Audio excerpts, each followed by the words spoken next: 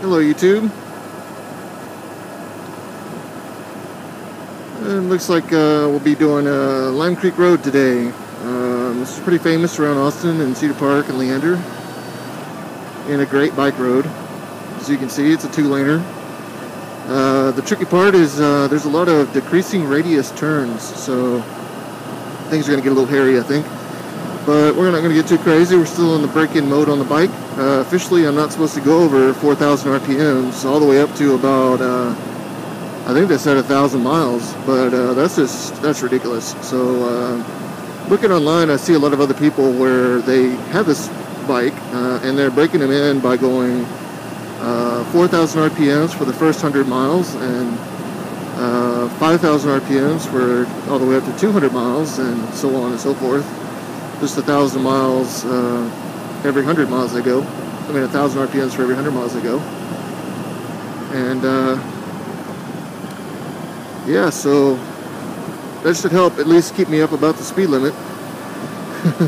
This 4,000 RPMs only gets you to about 57 miles an hour, so you tend to almost get right over. We don't really have to worry much about this road because well, it's not traveled a whole lot and it's pretty treacherous, so everybody kind of goes the speed limit or less. We may have to let a couple of bikers pass, but that shouldn't be a big deal. Yeah, this only goes for about 6 miles, and we end up in Valente Beach, which is off of Lake Travis. It's like a little, I don't know, family water park slash stoner hangout slash place you turn around off of Lime Creek Road. So it's pretty cool. So I wanted to catch you guys up on a few things that happened since the last time we had a video. Actually, the last time we had a video you guys haven't even seen yet because I haven't uploaded it yet. But yeah, there's been some bad things have happened to the old Honda. So there hasn't been really like the one thing that has made me get rid of it. You know, in my review episode, I talked about the good things about it, and I mentioned the bad things where, you know, it has the oil burning problem and a couple of other issues. Well, and that's really kind of, you know, made me reevaluate what I'm doing with my motorcycle. You know, I bought the motorcycle to keep for a while and to put 1,000,000 miles on because I love to ride. And then I have this bike that has a expiration date. You know it's going to happen. And that became more and more evident as time went on. I started noticing that I had a black streak down the side of the bike and from the exhaust, and I started, you know, looking at that. I'd wipe it off, go for a ride, check it again, it'd be there again. It was like, you know, I understand a little soot mark for, you know, after putting a few 100 miles on it, but I'm talking about like to the store and back.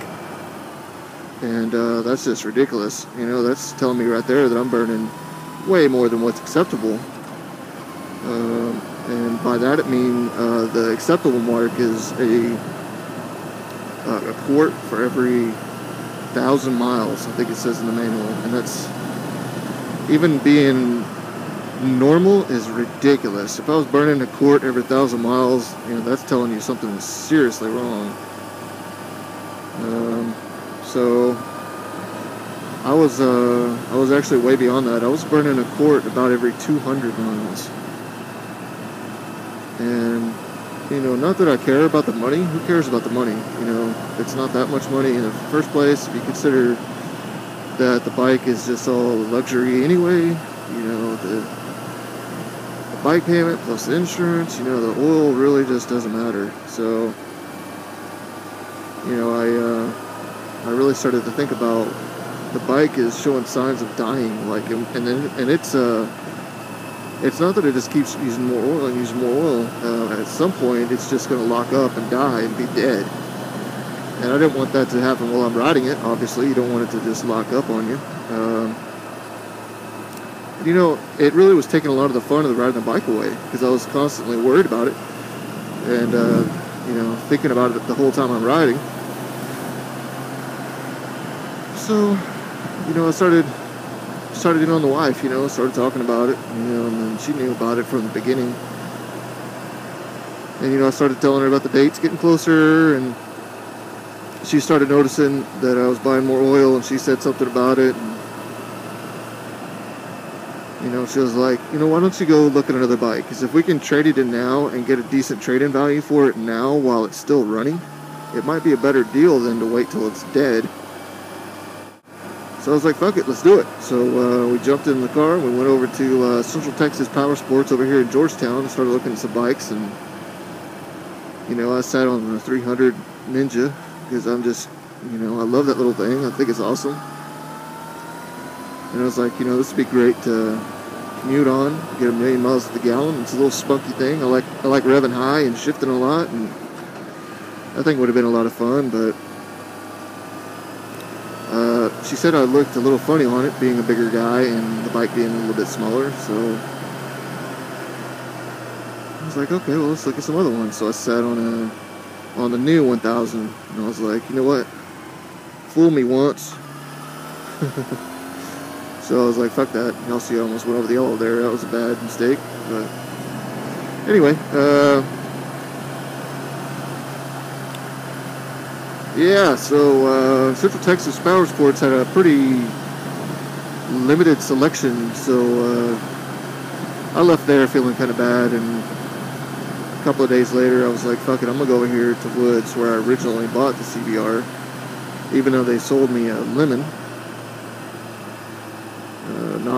They didn't know they were doing that, obviously, but, you know, being that it was had a manufacturing defect, I wasn't feeling too happy about it. But fuck it, I'll go check them out anyway. So they had a much better selection, and I was able to sit on all of the major Japanese bikes. And you know, I wasn't too impressed with any of them, to be honest with you. So let's take a step back. Before I went to the Woods Fun Center, I was thinking about a Ducati, and I was thinking, why don't I just get the bike that I want to keep forever, that I'm gonna keep forever? And what better bike to keep forever than a Ducati?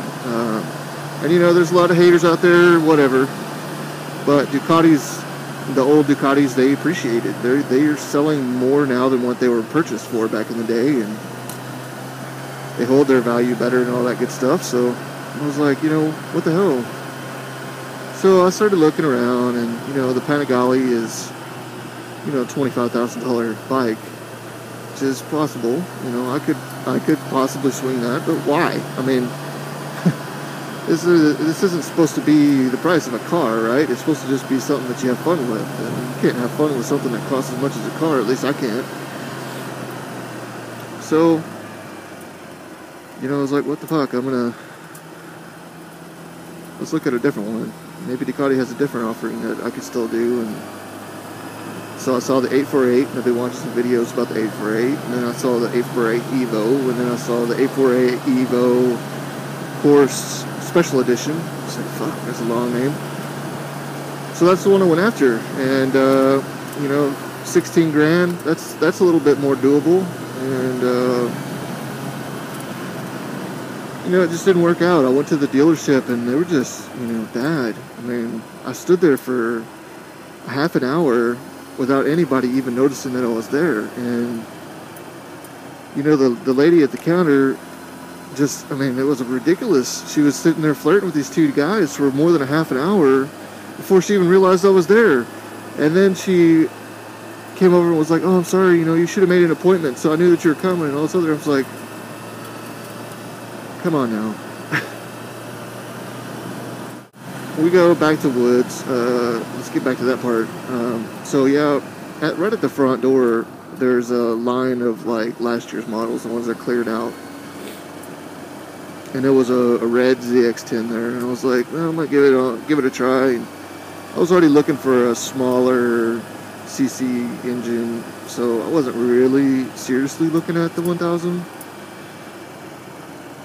Excuse me, but I was like, what the hell? I'll look at it, and I sat on it, and it fit. And man, this thing's all over the place.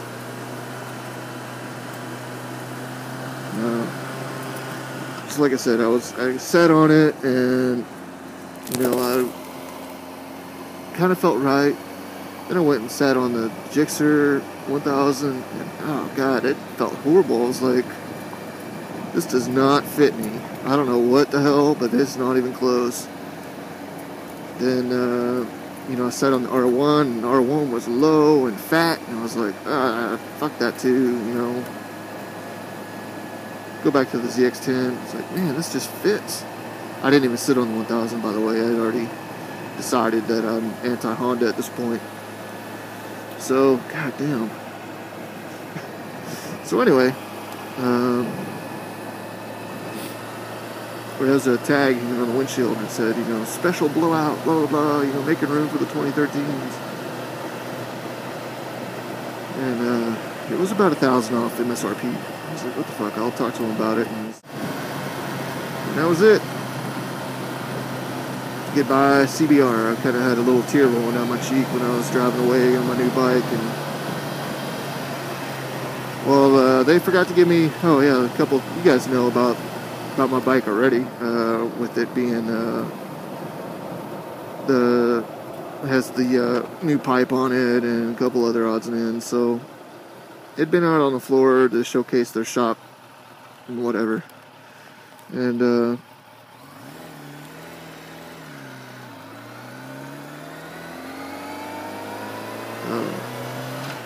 so they didn't have like manual with it. They didn't have an extra key and all that. So I was already planning to go down there to pick up that stuff, and I found in my jacket, I found my second key for my Honda.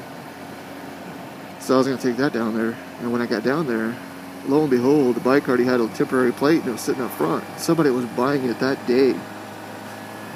So I just handed the salesman the key, and he turned around and handed it to the guy that was buying the bike. And by now, with my Honda, my ass would be hurting, and my feet would be hurting, and my back would be hurting, and you know, this bike is so much more comfortable. It makes putting miles down real easy. You know, one thing I'm starting to like now, but when I first sat on it, it was a little weird, is the clutch and the way it shifts. You know, the Honda, it liked to be speed shift. It didn't like the clutch being used. If you used it out of first, you're good. After that, you just shifted. You didn't need the clutch, and it liked it like that. It rode smoother like that. And this bike, man, it'll buck and make all kinds of noises, and it does not like it. It wants the clutch every time, and that's fine. But it's a heavy clutch. It's a real heavy clutch, and man, it's like you gotta get one of those, you know, those little squeezing weight training thingamajigs and get used to it, because it's heavy. After sitting through traffic for a while, you'll be wishing you were back on that CBR with that light clutch.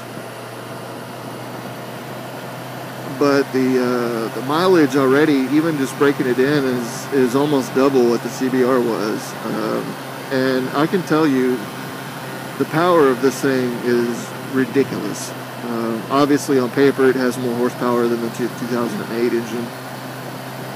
Even to the rear wheel, it's significantly higher. So you're going to be, you know, the bike's heavier and all this other bullshit, but when you're talking about this amount of power, it's noticeable. There's no bullshit. You'll know it. You know, I've been anti-Ninja for a long time. My first bike was a Ninja, and I wasn't too impressed with it. And, you know, Honda's always had a good reputation for being good bikes, but, you know, my experience wasn't that anymore. So I'm trying to, you know, feel around, and so I was like, fuck it, I'm gonna buy a Ninja.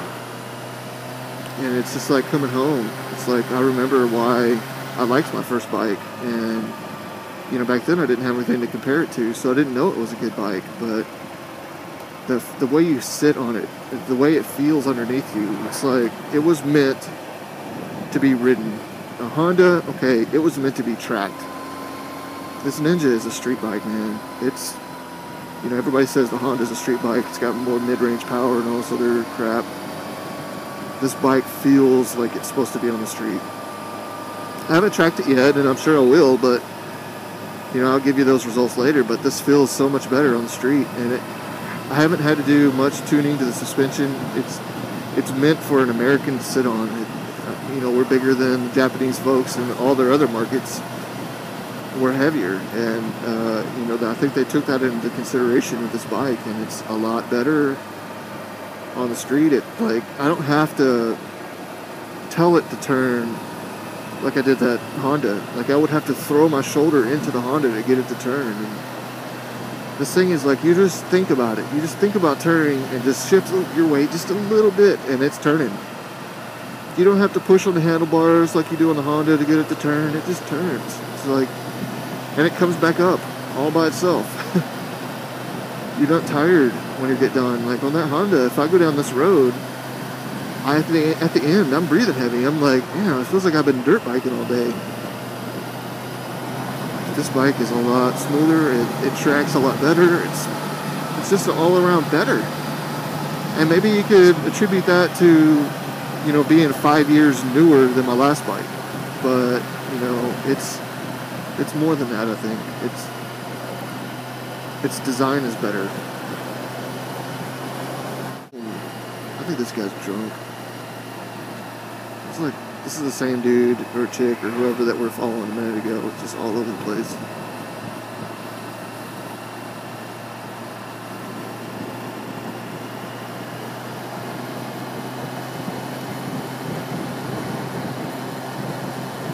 So I know this is a long video. This is probably going to be a 30-45 minute video, but I wanted the initial video to be all it could be, and, you know, give you guys a quick review and show you Lime Creek Road. And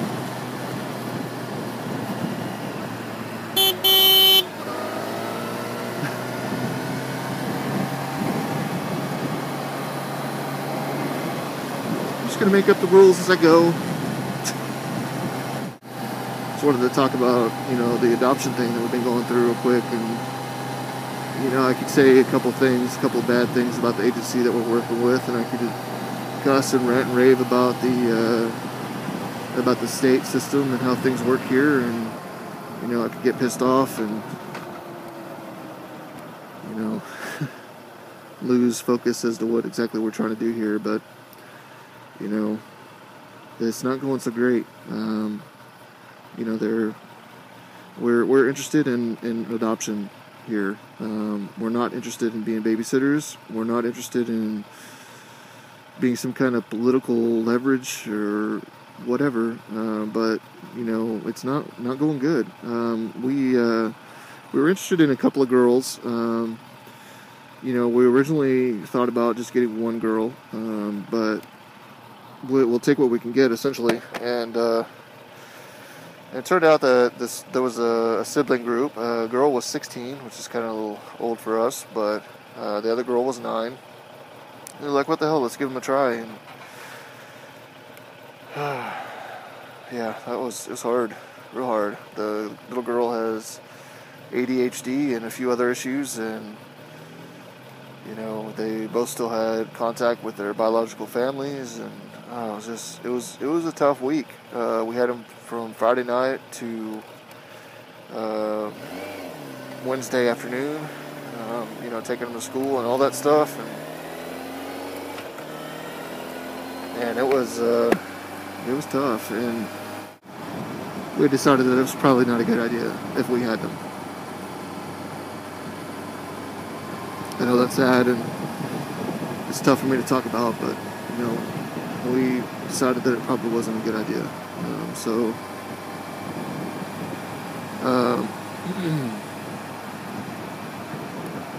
we emailed the agency worker this morning, and she says, oh yeah, sorry, yeah, I was supposed to get back with you guys. The foster family decided that they were going to keep them. Yeah, so that pissed me off on a couple of levels. First level being that, what if we wanted to keep them? What if we wanted to adopt and we got attached and they would just been, you know, torn away from us again? You know, it's like, you know, that's why we cleared with the foster family to begin with, that they weren't interested in keeping them. And now all of a sudden, I guess they got jealous and they wanted to keep them. It's fucked up. And the second being, the agency didn't even tell us. They made us make the decision, the hard decision, and then we emailed them, oh, well, we meant to tell you a couple of days ago that when they got back in town, fuck you. And I really think that's what happened here. I think they dangled them in front of our face saying, oh yeah, they're potentially could be adopted and all this other, and here, let's have them for the week, you know, so you can test run them and all this other, when they all knew that they weren't going to give them to us for adoption. They just needed a vacation. It's fucked up. We're not babysitters. We're looking for kids here. Whatever.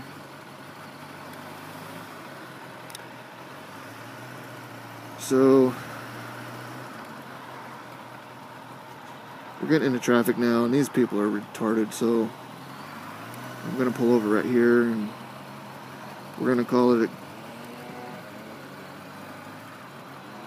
Get around here without getting ran over. So, thanks again for watching. Please like, comment, subscribe. Thanks,